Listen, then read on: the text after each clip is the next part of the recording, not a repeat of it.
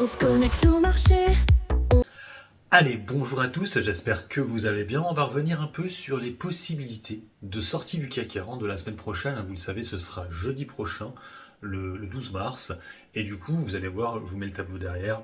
On a quelques valeurs, moi j'en vois qu'une seule, qui pourrait sortir. Bien sûr, il ne pourrait aussi ne pas la faire sortir. C'est bien sûr Téléperformance, qui a une valorisation à seulement 6 milliards d'euros. Après, celles d'après, elles sont à peu près toutes vers les 8 milliards. On a Carrefour, on a Eurofin Scientifique, je ne sais pas tout en tête là, vous avez le truc derrière, en fait, il y en a quelques-unes qui sont, Edenred aussi, qui sont à 8 milliards. Après, Edenred est rentrée il y a peu de temps. Alors, je ne suis pas sûr qu'il la fasse déjà ressortir. Peut-être qu'elle peut déjà ressortir, parce que vu qu'ils ont plein de soucis en Italie, peut-être qu'ils vont se déjuger en disant, finalement, on l'a fait ressortir. Rappelez-vous, il y avait eu le cas Vivendi, où il l'avait fait sortir du CAC 40, après il l'avait remise, et puis finalement il l'avait ressorti. Donc, moi, celle que je verrais le plus, ce serait bien sûr Téléperformance, avec une valorisation à seulement 6 milliards.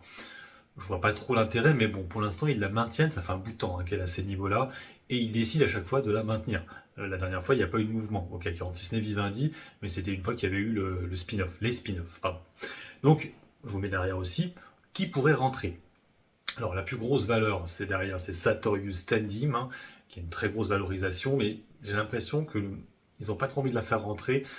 Ça fait longtemps qu'elle a une très grosse valorisation comme ça. Visiblement, ils veulent pas. Je ne sais pas pourquoi. Par contre, juste derrière, on a Amundi. Alors, j'ai pas souvenir qu'elle était aussi haute avant, ou elle devait pas être au CAC Next 20, parce que c'est là qu'ils vont chercher les valeurs. Amundi pourrait avoir sa place, même si actuellement c'est un peu compliqué vu qu'on voit. Je rappelle qu'Amundi c'est celui qui fait les ETF, qui appartient du coup au Crédit Agricole, mais c'est vrai que la valorisation est assez forte. On a plus de 14 milliards, c'est vrai qu'elle pourrait rentrer au sein du CAC 40. Après, on retrouve bien sûr Euronext, mais je pense qu'ils ne peuvent pas la faire rentrer vu que c'est leur propre société. Donc, c'est une histoire de déontologie, on va dire, ou je sais pas comment on va dire, mais voilà, ils la font pas rentrer à cause de ça. Et après, on retrouve du coup aussi Alstom, qui est bien remonté depuis, qui pourrait revenir au CAC 40, vu que maintenant ça va mieux, il y a eu une AK, tout s'est bien passé. Donc, moi, je verrais bien un move entre Alstom et Téléperformance. Du coup, Alstom qui reviendrait et Téléperformance qui est retiré.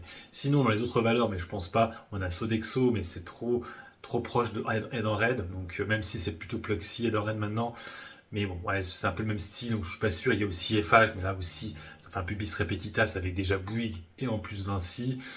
Je suis pas sûr que mettre FH. Et puis sinon, il y a ADP. Il pourrait la mettre ADP pour le coup, parce que la valorisation est comme assez élevée, et c'est vrai que le secteur aéronautique, en tout cas c'est les aéroports, pourquoi pas? Pourquoi pas? Je sais pas si ça a déjà été au CAC 40 celle-là. Voilà, donc voilà, je vous ai proposé les dossiers qui pourraient introduire le CAC 40. Bien sûr, ils pourraient aussi ne rien faire. Mettez en commentaire celles que vous pensez qui pourraient sortir et rentrer, du coup. Sur ce, moi je vous laisse, bon investissement, et puis bon trade. Ciao, ciao.